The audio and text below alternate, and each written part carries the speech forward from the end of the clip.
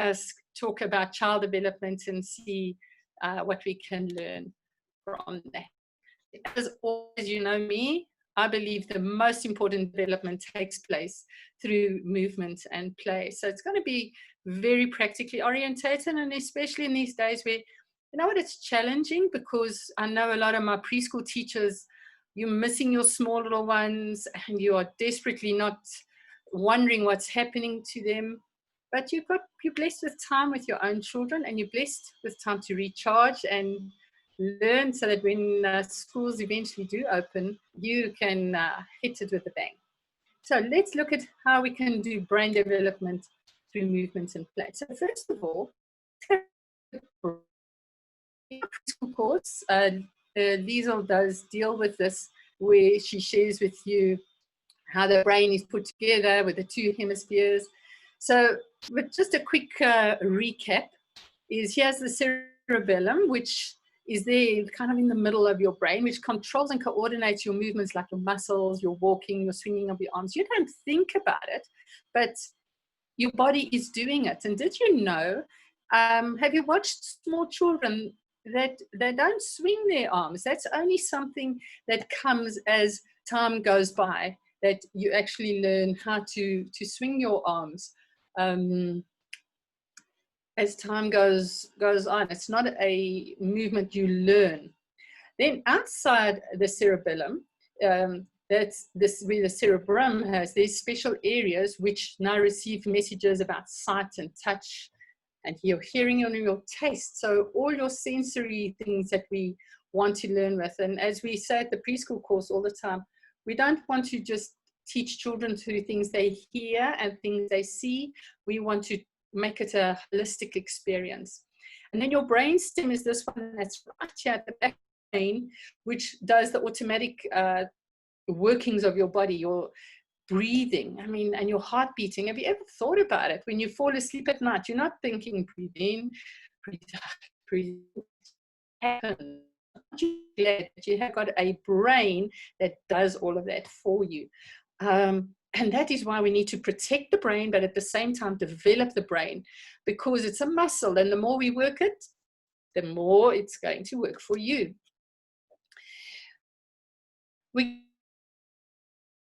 This course is actually a two-part series, and I really would like you to zoom in for both of them. Your brain, you can see that purple section at the right at the bottom, that's where your brain stem is. So that's your breathing, your heart rate, your temperature. Then just above that is your balance and your coordination. So that's why when you fall down and you bump your head, it's normally at the back, you are dizzy and you're disorientated. It's because you've shaken up that part of your brain. Then just above that, we have where your visual processing takes place. Above that is your language and your touch. Here, more behind your ears, is your hearing and learning and your emotional side of things. So what do we normally do when we get all emotional? Close our ears. Isn't that interesting? We're almost protecting that part of our brain. And then the front part of our brain is where thoughts and memory and behavior happens. And that is almost the last part of the brain that actually gets fully developed. And we're going to be looking at different ways how development happens, and especially working on the front part and the language and the touch part of the brain. This would also explain to you why when someone has a stroke, only certain parts of the brain are affected and not the whole body doesn't seem to have the same effects. It's because there's the different parts of the brain have different functions.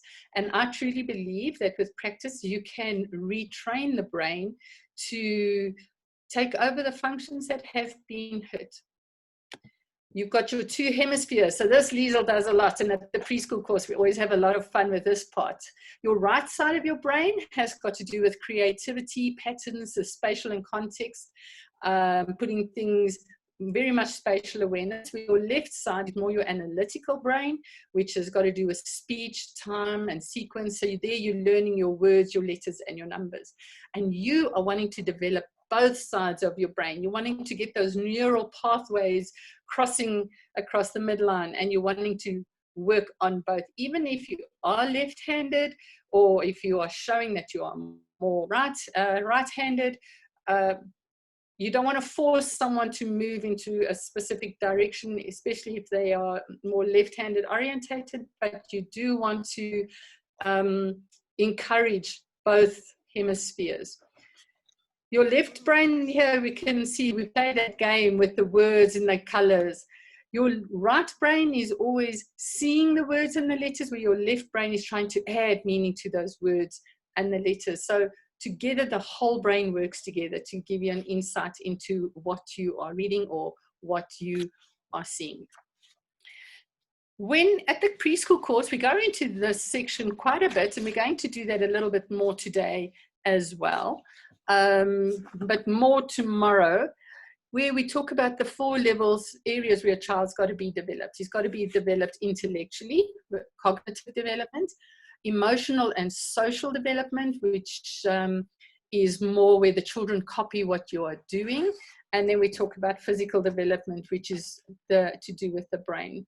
We focus a lot on intellectual and physical development because that's where children do what we say.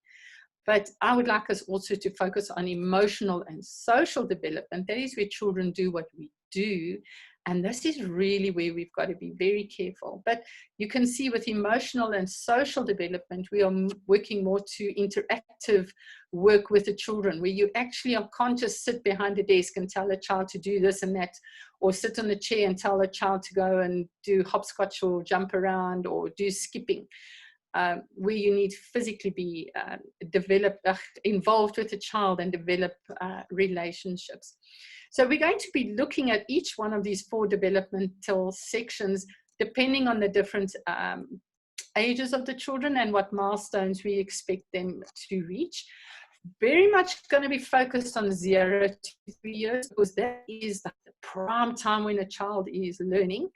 And that's the time where we often just think, because they're not responding back to us and they can't talk and they cannot verbalize what they want, what they're feeling, why they are frustrated, we just put them in a cot, or we just leave them to keep themselves entertained. And that's the time when you actually want to teach a child the most. And I'm hoping that over today's session and tomorrow's session, you will be able to pick up some tips, realize where you can do things. I, as a granny, am even learning how I can still improve. And I've got interesting grandchildren ages, almost 9, 7-year-old, a 18-month-old, and a 2-month-old. So they're all in different phases, and I'm having a lot of fun with all of them, being blessed to be with them.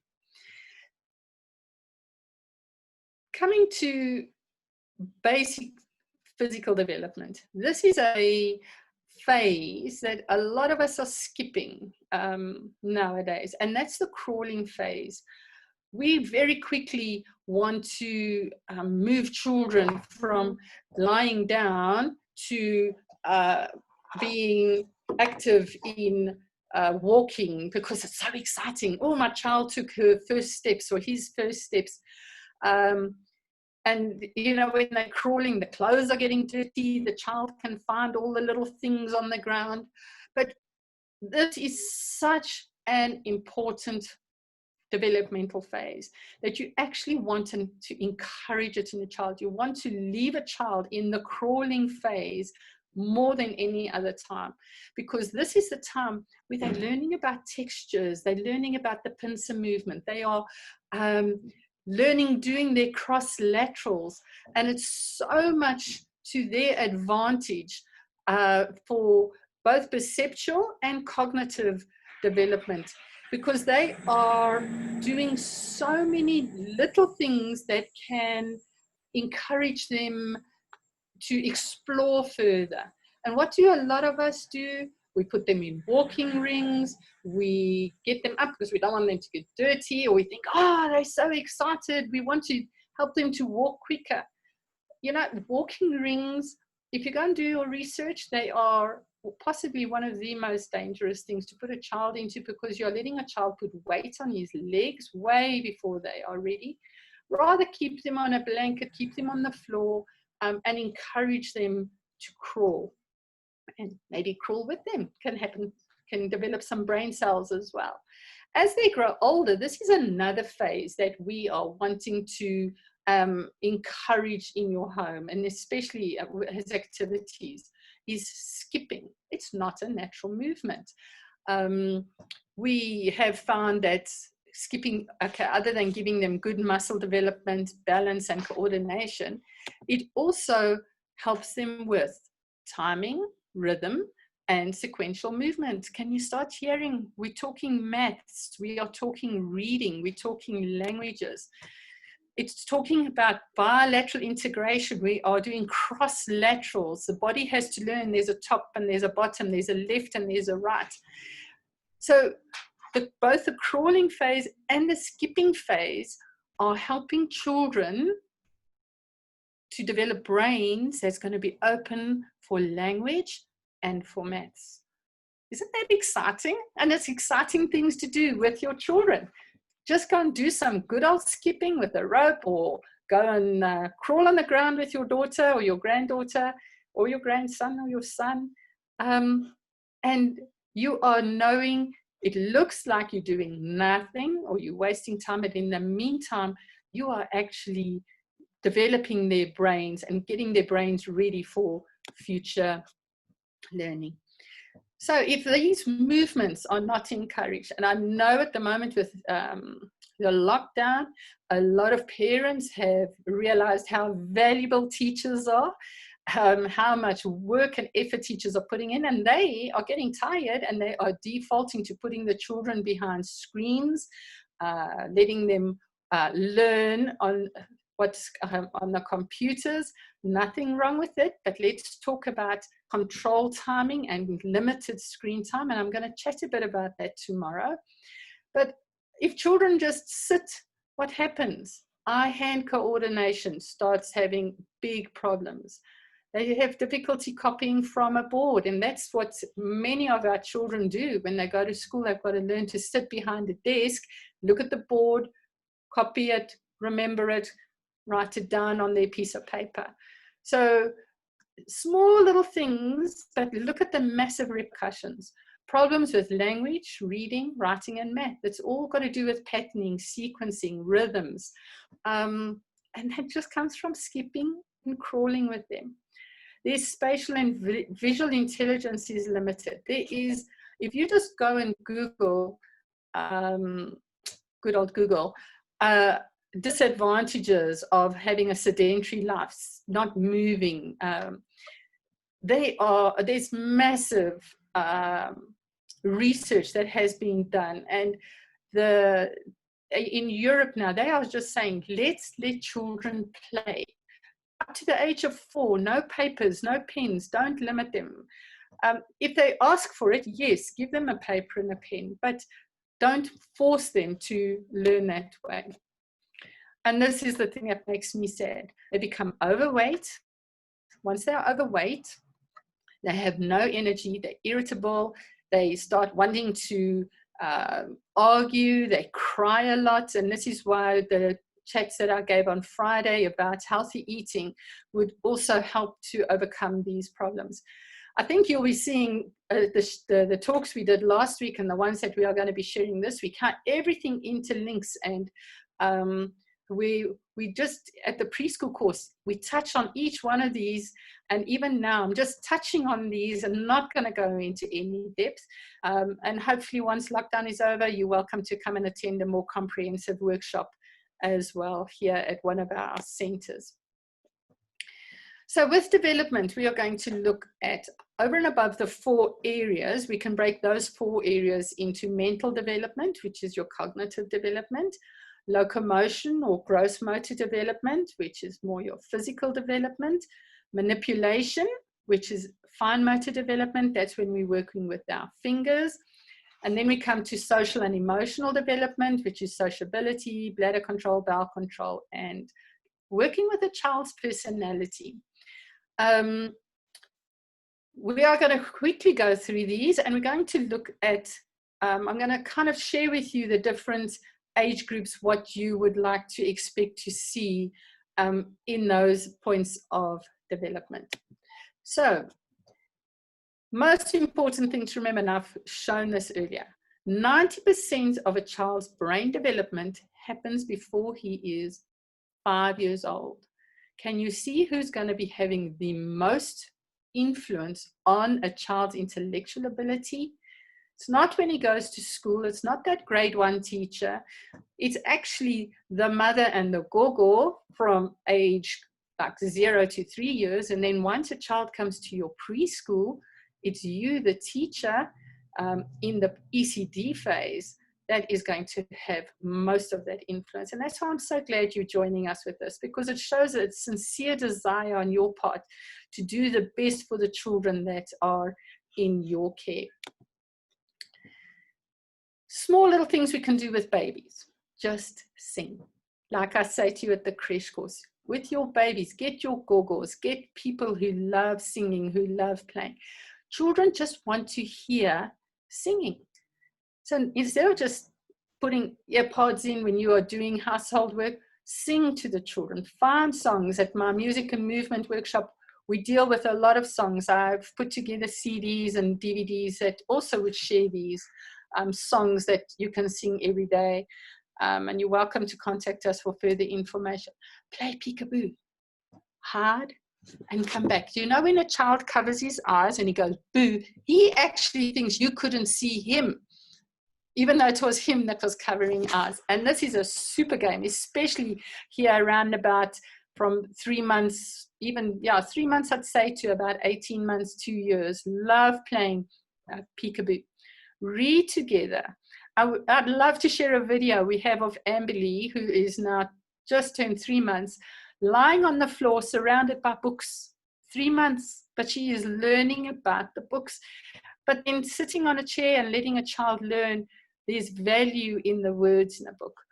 Books are so valuable, and they're so great for social and emotional development. Start getting dirty as well. Get messy. Play with bubbles. Play with water. Walk in that squishy mud. It's all tactile learning. And so bake a cake. Let the child mix the dough. It's things that we would think, oh no, I don't want him to get dirty. You know, if you just get one item of clothing and you throw that over their head, and that's their painting shirt or one of your old shirts, or get another baking shirt or aprons. Aprons don't always cover enough, but it's fun. And then I'm going to tomorrow especially look at educational toys that you can buy to assist you to do more structured learning. So let's get to mental development. With mental development, as you can see, encouraging a lot of interaction. Looking at the 0 to 3 year age gap, in the first year and at the 3rd year, that's when we have massive growth spurts in children. So often here in this age group, we hear parents saying, my child doesn't want to eat. What must I do? You know, maybe he's not growing physically, but maybe he's growing mentally. He doesn't need food. As long as he's getting his liquids in, as I shared with you on Friday, that's okay. What would I expect to see that a child mentally is developing? By the time a child is 1 year old, I would like him to be able to say at least 2 words: mama, papa, baba, ta. What's another one that they would use? They would be mimicking words you've been using a lot as well. And remember, they might not be repeating them yet, but they are going in there. So be careful with the words you're using. Be careful of your language.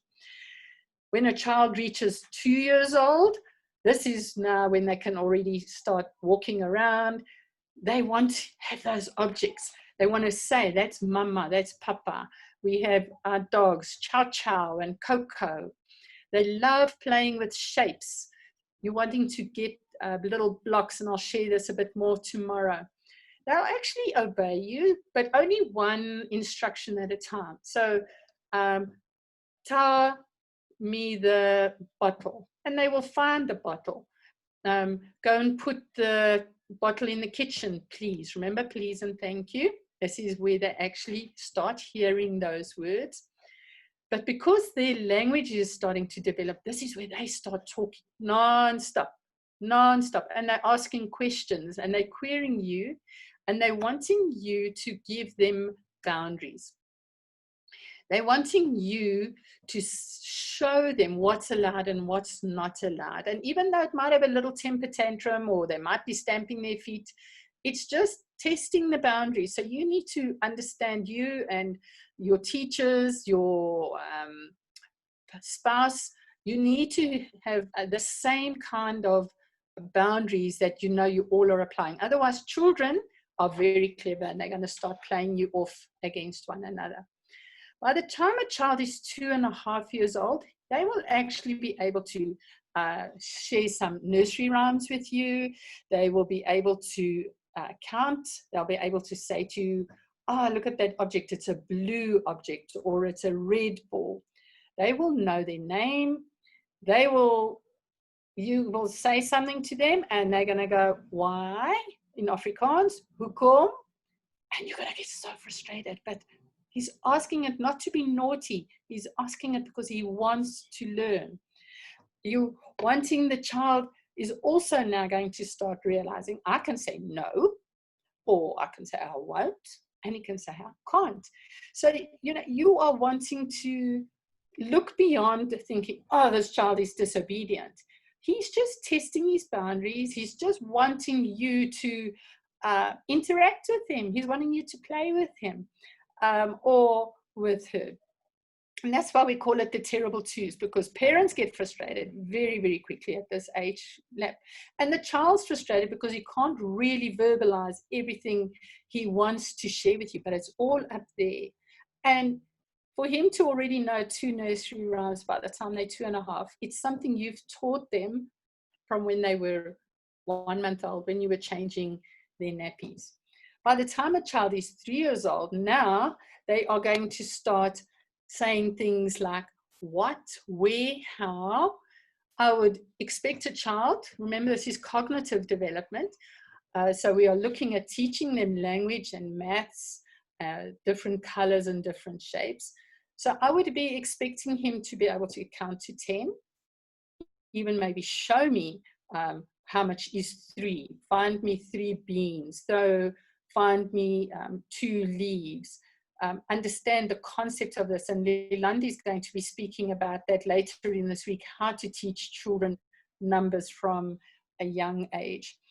They, at the age of 3, they want to choose their own food and they want to choose their own clothes. Now, if you want to avoid arguments, don't have all their clothes available for them. If you're only wanting them to choose specific clothes, so not those summer strappy dresses when it is a cloudy day, only have warmer clothes available. Otherwise, the child will be wearing 2 or 3 layers of clothes because you're allowing him that option. So limit their options. And when it comes to food, don't have the wrong food available. A child is going to want to have the crisps rather than having the apple or the banana or having some healthier snack. They're going to rather go for the sweet things. So only have available what you would like them to have available. But can you see with the mental development there how fantastic it is that the parents are needing to be involved? And for small babies, because you can't be there with them all the time, get a mirror. They love talking to themselves. Locomotion, as we said, is gross motor development. So we expect a child by the time they are 8 months to at least be able to sit. If they were always lying flat on their back or hadn't moved onto their knees, you would be very, very worried. But you can encourage these movements by already playing with the child from when they are young. Every time you change the nappy, do the cross laterals, cross their legs, pick them up and down, turn them onto their tummies, roll them. It's physical movement that the child actually gets to know, hey, these are my arms and these are my legs, or I can actually move these things. You'd love them to find their toes. It's so, so exciting. And you're wanting them to, by the time they are a year, to be able to stand up and to walk without holding on anything. So by the time they're 1 year old, they will pull up onto things, and holding a table or a chair, they're going to be walking sideways. They will be able to sit, definitely by 1 year. And they will also, they like sitting down, and they reach for things behind their back without falling over. Have you realized how much coordination that takes, working on your core muscles? By the time they're 2 years, now this is where children love to run. And they just run everywhere. But you know what? Their brain has not developed yet to teach them how to turn or how to stop. So what do? They run and they crash, bang, and you think, you silly child, couldn't you see the chair there? Yep, he could see the chair, but he couldn't stop. His brain hasn't developed. But now you mustn't go and wrap them in cotton wool and bring laws in, don't run in the house, or don't, be careful, or you're silly, and call them names. You always wanting to encourage a child, and to help them develop that brain, and they will very quickly learn how to turn. How you can pick out a 2-year-old is they love squatting. That's when you sit back on your haunches rather than sitting flat on the ground on their bum. They love haunching down, and they will pick for the grass, or they'll pick up their toys that way. And as I showed in my music workshop, this is where clapping, they learn to clap their hands, and they're really super excited about that. We want to introduce ball play here, building with blocks, playing with animals, but I would encourage a lot of ball play from age of 2 and right up until 3 years. A lot of physical activities outside. They're wanting to, so it's basically teaching the legs and the arms and developing those muscles. So have those kind of toys available. Don't pack them away. Have them where the child can see them and not have to worry and ask you for them all the time. You can have steps. It's so important to teach a child how to get off a bed, how to turn around and go down with his legs first, and then to teach them how to climb steps and ladders up and down. Because you're going to go to a park again one day, and there's going to be a slide which has got steps, and you want to know you don't have to be standing at the bottom worrying about them the whole time. So start with small steps, 2 or 3 those little ladders that they can just climb up and down and gain confidence. By the time a child is now 4 and 5 years, now you're moving to the phase where they are having to get ready for school. You can still teach them so much about maths and language by the games that they're going to be playing. You want to paint lines that they can walk on and balance on. You're wanting to have a skipping rope available. Remember, I spoke about the importance of skipping. Stilts, those plastic things with a rope where the child can move on. You are wanting, again, watching them with the steps. It's interesting, when they are about 2.5 to 3 years, when they climb steps, they go 1 foot, and then they bring the next foot next to it, and then the next foot, and they bring the next foot next to it. By the time they're 4 years, they will be able to go up the steps 1 foot at a time and down the stairs 1 foot at a time. So they're not, you can just see the development by how they climb their steps. So it's really exciting watching the gross motor development. But if you're not encouraging gross motor development and you're just letting them sit in a chair behind a screen, you cannot expect good coordination. You cannot expect them to suddenly be able to throw a ball or kick a ball because you haven't practiced it with them. From gross motor development, we get fine motor development. So now we're moving more to indoor play, because this is all kinds of things that the child does in the house. You're wanting to do beading, stringing. I will share a few more of the toys again tomorrow, but you can see what activities you're wanting to share with the child. The child there on the right-hand side, she's sitting on her haunches, she's squatting. So, and you can see right at on the bottom corner as well, very much a characteristic of your 2-year-old child enjoying being in that position. With manipulation, as I said, it's got to do with your fine finger movements. So what can I do with my 1-year-old? Well, they love their foods now. So let me give them food that they can hold, or give them their spoon and let them help themselves in that way. They love throwing things. And with especially fine motor development, you can pick up at what age a child is by giving them wooden blocks and seeing how many they can stack on to one another. Isn't that interesting? Without asking a child, you can just give them a whole lot of blocks. So have a look here. A 1-year-old will remember they love clapping, so give them 2-3 blocks, but they'll hold 2 black blocks in their hands and they will clap them together. And they would love stacking them on top of one another. So now you can see, I'm not talking about buying expensive stuff. Just go, and I know we do have them for sale here at our centers, but let a child have plain wooden blocks that are nice and smooth so they can confidently stack 2 of them on one another. By the time a child is 2 years old, I would expect them to be able to page through a book that's got pages. I mean, little Ruby Lee, every day I read the Bible and she'll sit on my lap, and you know how paper thin those pages are. She will page without tearing, and I know both Lexi and Zante, my older grandchildren, did exactly the same with me. They want to put on their own shoes, their own socks, very frustrating, and they're going to put the shoes on the wrong feet. Just encourage them. Don't immediately say to them, oh, you silly child, you know what, he's achieved something. Just ask them to maybe say, let's give them the shoe and let them put it on the correct foot without them realizing that you've done that. They love playing with zips when they are 2 years old. Just give them jars. Can you see what these children are doing? They're wanting to open and shut things. They're wanting to put things into something else. You don't have to go buy expensive toys. Find an ice cream container, cut a slit that they can put the papers in and out. Tomorrow I will share a few ideas, and these are in a fine motor movement workshop, which if you missed it, I'm really sad you did, but we'll hopefully will have them available again at a stage.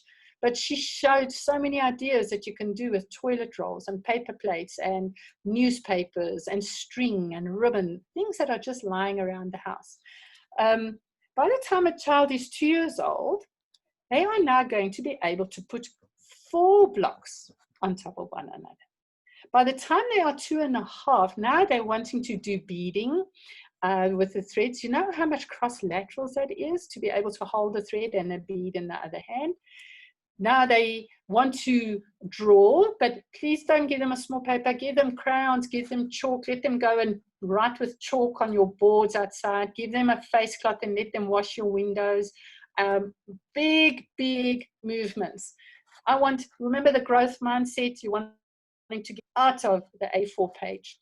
By the time a child is 2.5, they actually will be able to balance 8 blocks on top of one another. And at this age, around about 2.5, is where I would be introducing 2-piece puzzles. I would be introducing the bigger Lego, but Lego is quite a challenge for children because they have to fit the pieces on top of one another exactly. Wooden blocks, excellent idea.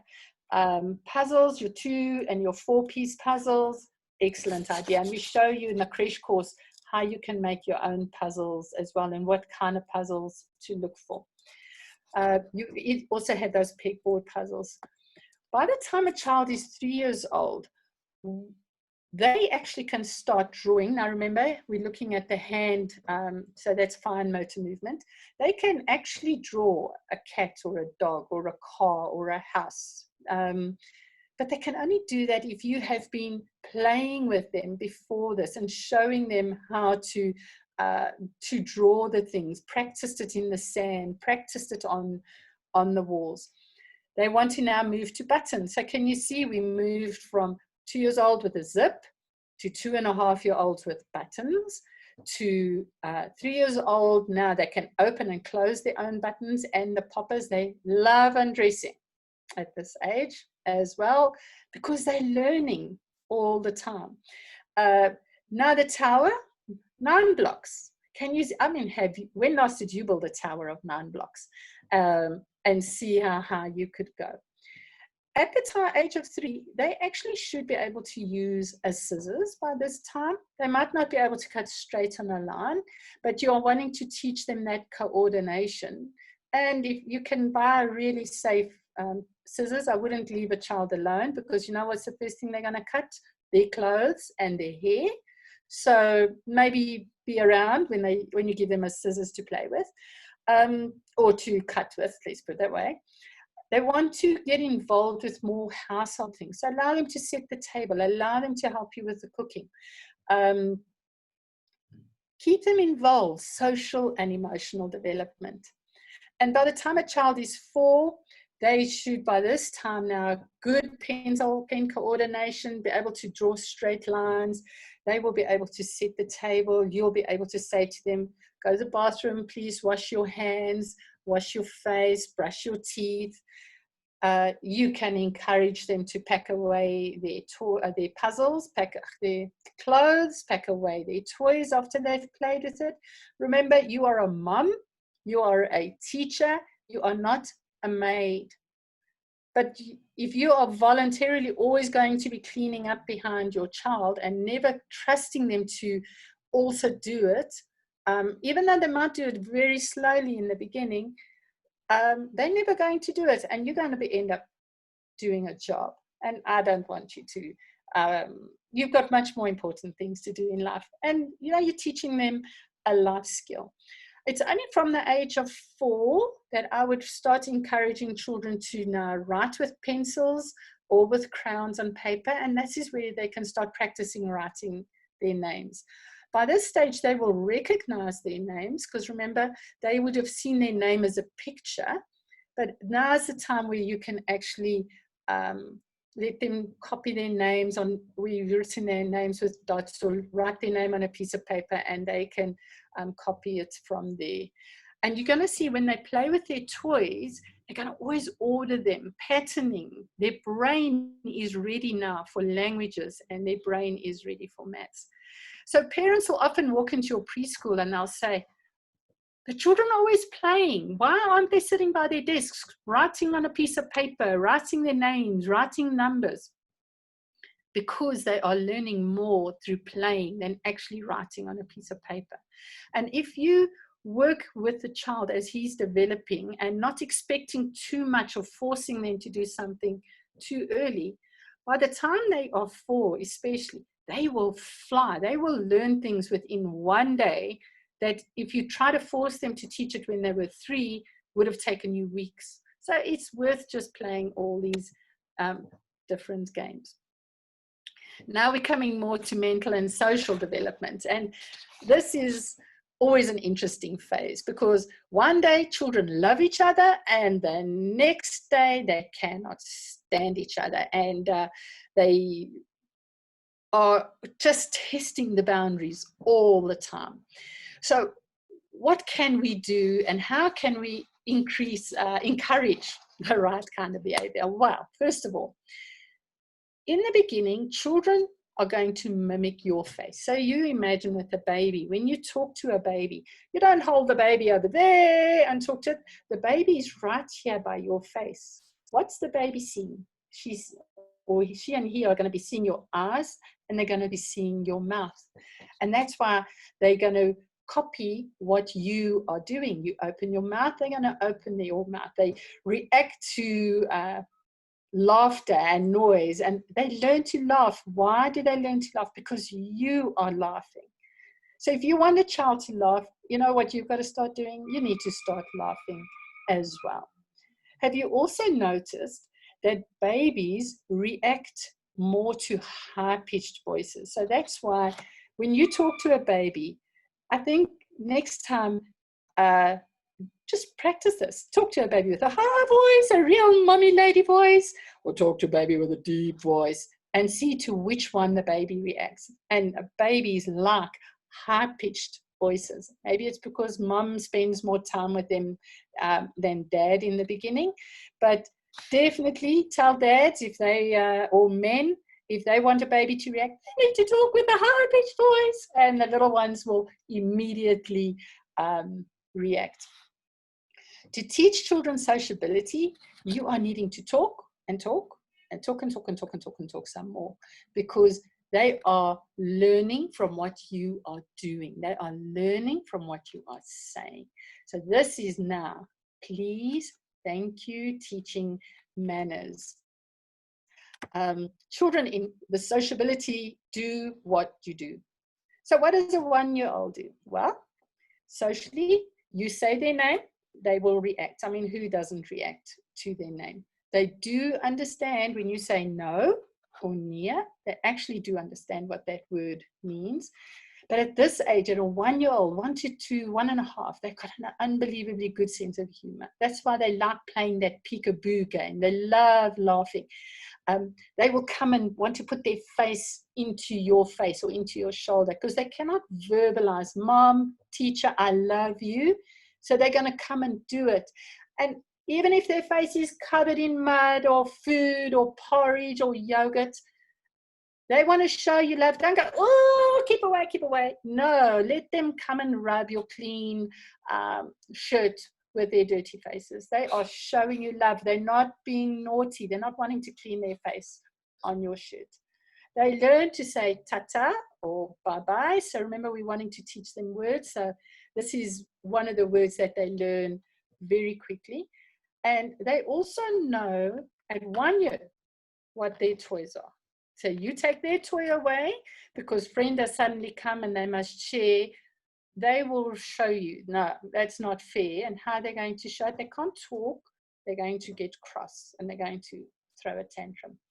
Between 1.5 to 2 years, this is where children want your attention the whole time, because remember, from baby to about 1, you spend so much time with them, feeding them, dressing them, changing their nappies. Now they're suddenly a little more independent, so you're not spending that much time with them. Now they're going to come and demand that time. They're going to grab you, they're going to cling to you, they are going to hit, they're going to bite. And this is where I said you and your teachers or you and your spouse need to be on the same page. What are you going to do when they do this? Because they are going to do it. It's a developmental phase. So you need to know what you are going to do to discipline them, to encourage a different kind of behavior. But at this age, they also love it when you show them praise. And but remember, you show praise not for them as a person, and I'll talk about this about tomorrow. You show praise for what they've done. Encourage positive behavior. You can also, at this stage, now when you start moving from 1.5, 2 years, between 2 and 2.5 years, they first love being with their friends, and all of a sudden at 2.5 years, this child is like someone different. They don't want to share. They don't want anyone near them. They want others to do what they want to do. And you're thinking, wow, what happened? They want to do everything by themselves, but they want you there. They want to fish up for themselves, but you must be there. So very, very, very frustrating time in a child's life and in your life. But you know, if you're expecting this kind of behavior, you will know how to work with the behavior. Try and understand the frustrations going on in the child's mind. They can't verbalize everything yet. They know what they want. Believe me, I believe a child is a lot more developed before the age of 1. But just because they can't verbalize it, we think they're not capable of doing certain things. So the only way a 2 to 3-year-old is going to react is by throwing a tantrum, stamping their feet, throwing their bodies on the ground. So anticipate that kind of behavior and know what you are going to do. Remember, though, they are also copying you. So if you have been having an argument with someone, Children aren't deaf and they're not blind. They're watching you. So they see you hit the table when you are cross with something, or your computer's moving too slow, or someone has back chatted you. Expect that behavior back from them. If you are always ordering them to do things or telling them and not using words like please and thank you, they're never hearing it from your mouth, so why must it come from their mouth? So this time is where you err on the side of saying please and thank you, like almost in every single sentence, because that's when they will start using it as well. So you're going to learn how to discipline the children, but the discipline must be fair at all times. A child will also quickly realize, this wasn't fair, I'm not happy with that. And then they move to 3-year-old, and all of a sudden, wow, now they're friendly, they want to have friends, they want to share, they can come and show sympathy, they are like, you just kind of, for an adult, it's like, wow, I don't even know where I'm going to. And especially if you have more than one child in the house, or you have a classroom of different ages, and all of these children are at different sociable development levels, I can just imagine how frustrating and confusing it can become in a classroom. But just always remember, with sociability, a child's going to do what you do. So you're going to be happy, you're going to be friendly, you're going to be positive, you're going to be encouraging. You know, that's the behavior the child's going to show. Be calm when there's a stress situation. Have good manners. That's what the child's going to do. But you be frumpy, you be grumpy, you stamp your feet, you lose your temper, you growl, you shout. That's what you're going to get from the child. So remember, sociability development, children do what you do, children do not do what you are saying to them. In a classroom, this is how you can pick up different kind of social interactions. Nothing is wrong. We are all different, as we say to you at the preschool, and you need to teach each child independently. You can't force behavior and sociability on a child. So some children have what we call cooperative behavior. They work together. Some children have associative behavior. They work next to each other, but each independently. Some children have parallel behavior, like they're working on different things, but they're very aware of the person next to them. You have your onlookers. They're just happy sitting in the corner, watching others. You have children that prefer their own company. Remember, different ages, different personalities, different home grounds. And you have other children that just are happy to watch the world go by. Not wrong, but if you are concerned that a child could possibly be autistic or have some form of Asperger's, this is often where you do pick it up, is with the behavior and how they are sociable or not, but it's not the only sign. There's many other kind of things you need to look at. And I might one day, if I have time to put all my thoughts together, do a talk on autism and dyslexia. We had a preschool, a headmistress from Scotland that did one for us. And she did an excellent class. And I think as time goes by, I don't know how long lockdown's going to be, might actually do one on that. Then we come to bowel and bladder control. Now, geez, I know my teachers especially, this is where you have a lot of pressure, because disposable nappies are expensive. So parents are going to say to you, oh, my child, you must get them off nappies because they need to start going to the toilet. Well, no, the brain needs to develop to be ready to tell a child when to go to the toilet. It's not just a behavioral thing. It is actually a mental thing. It's a brain developmental thing. And I do not expect a child to be potty trained before they are 18 months. It's just not, the brain is not ready. It doesn't communicate with the bladder and with the bowels. If you force it, it again is going to encourage negative behavior. Because remember what we said, children move into a developmental phase around about 1.5, where they want your attention. What's the best way to get your attention is with potties and with controlling their bladders and their bowels. So you needing to be very sensitive about this. So what can you do to try and get them to being ready to not have nappies? First thing you can remember is very few children that are 4 years old are walking around with nappies. Very, very few.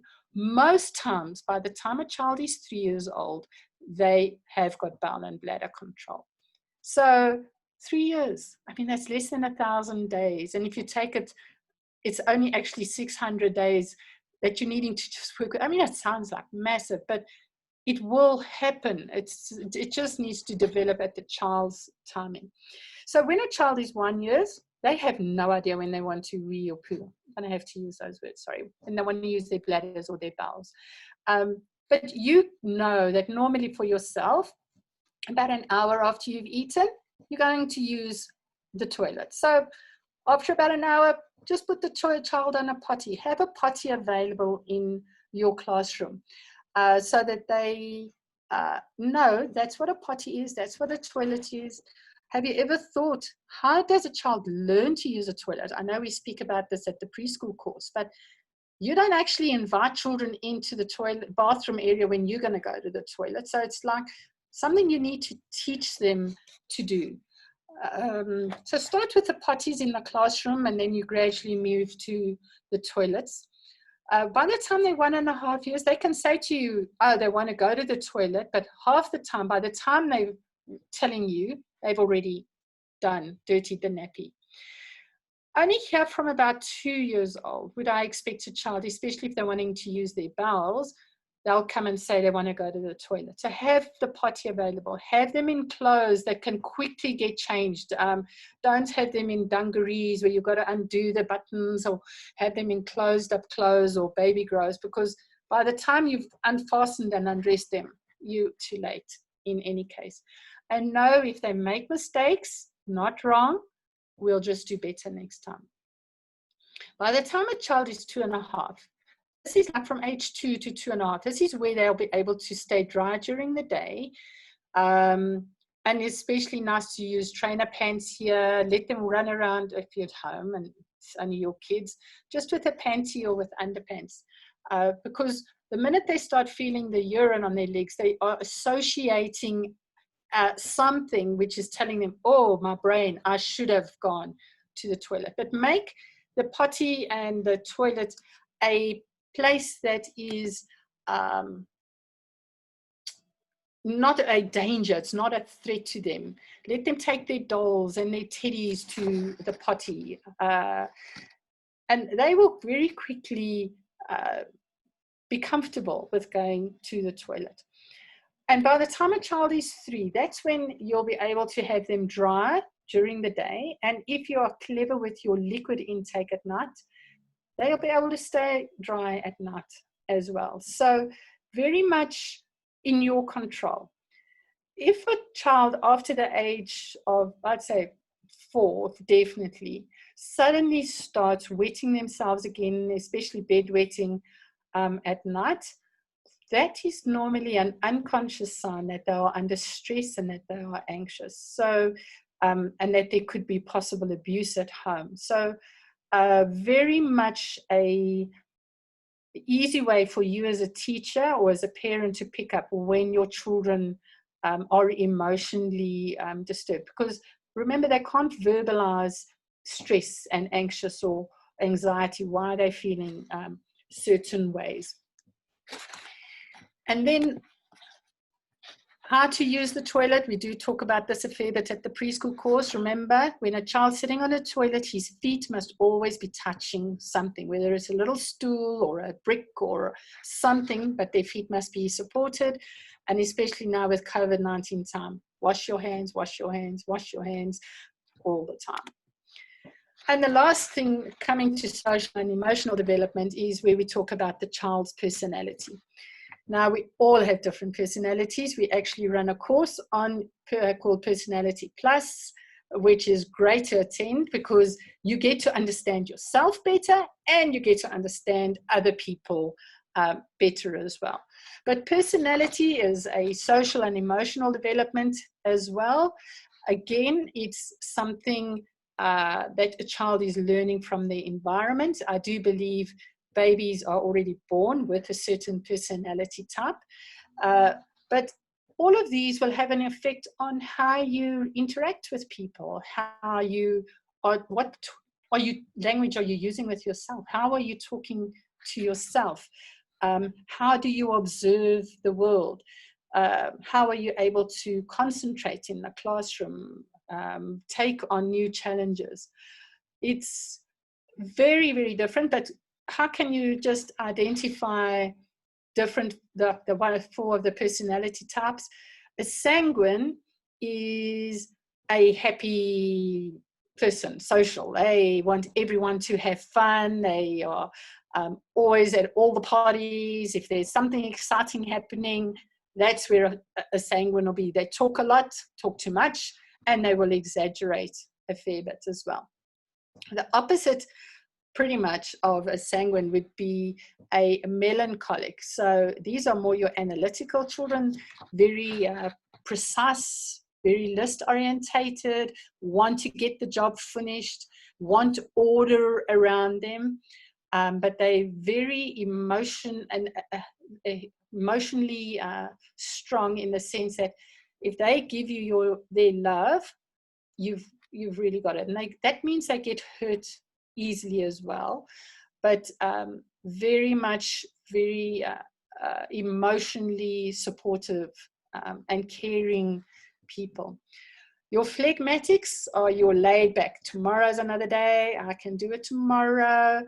When they're very organized, but they just a little bit more relaxed about it. But when they start doing a job, they will do it at their pace.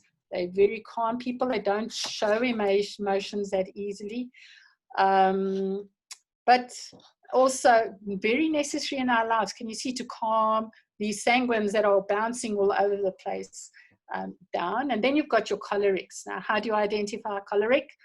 I am the boss, my way or no one else's way. Very much a 2-year-old's attitude. They're very, very strong-natured. A lot of your leaders in the world are cholerics, or your melancholics, but cholerics can come across very bossy, they lose their tempers very quickly, can come across very aggressive as well. Yet, they are very loving and they're very strong as well. So you can see all four personality types have got their positives and they've got their negatives. And now you can maybe start understanding why you have arguments in a household when you've got two different personalities that suddenly have to learn to speak the one language. So that brings me to the end of today's session. And this quote I really love for my teachers, that this is my promise to you. And this is why I would like, as teachers especially, to say to your parents, every day your child is going to learn something. Someday they will bring it home in their hand. So they physically made something. Some days they're going to bring it home in their heads. So we've learned a nursery rhyme. We've learned to count. We've learned a song. And some days they're going to bring it back in their hearts. They've learned how to share. They've learned how to care. They've learned how to show sympathy. So you've working on all four the different developmental phases. Thank you for your time, ladies and gentlemen. I know there's a few of you as well, and I really appreciate your time. Please log in again tomorrow at 10 o'clock, and I will finish off this phase, talk on developmental phases. And it'll be great to see you there as well.